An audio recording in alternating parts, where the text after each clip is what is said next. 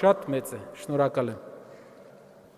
Միշա Եթումյան 21 TV Պարոն Կարապետյան, այսօր շատ է խոսվում տարածաշրջանային կոմունիկացիաների ապաշրջափակման մասին, ըստ ձեզ, եթե բացվեն սահմանները, արդյոք օրինակ թուրքական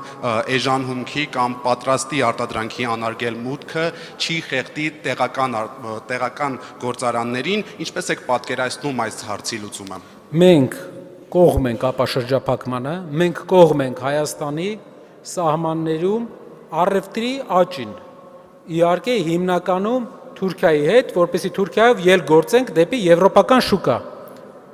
Բայց պետությանը պետք է նորմալ տնտեսական քաղաքականություն, որպեսզի թույլ չտա գյուղմթերքը օրինակ թուրքական գա եւ ոչնչացնի հայկական գյուղացուն։ Մենք արտաշատում ենք հիմա գտնվում, որպեսզի ձեզ պարզ լինի, Թուրքիան սուբսիդավորում է գազի 50%-ը իր գյուղացիների համար։ Գազի 50%-ը Թուրքիայի պետությունն է վճարում իր գյուղացիների համար, իր ջերմոցների համար,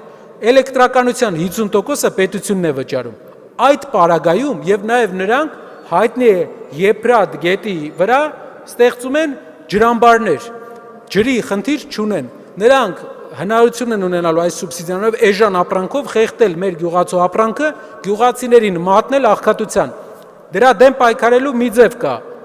պաշտպանել տեղական արտադրողին, տանել լավ տնտեսական քաղաքականություն, ունենալ առաջնորդ, որը կարողանում է չէ ասել այնտեղ, որտեղ մեզ ձեռնտու չէ, եւ հա ասել այնտեղ, որտեղ կա հայկական շահ։ Շնորհակալ եմ։ Իսկ կներեք, ձայնս նորմալ է։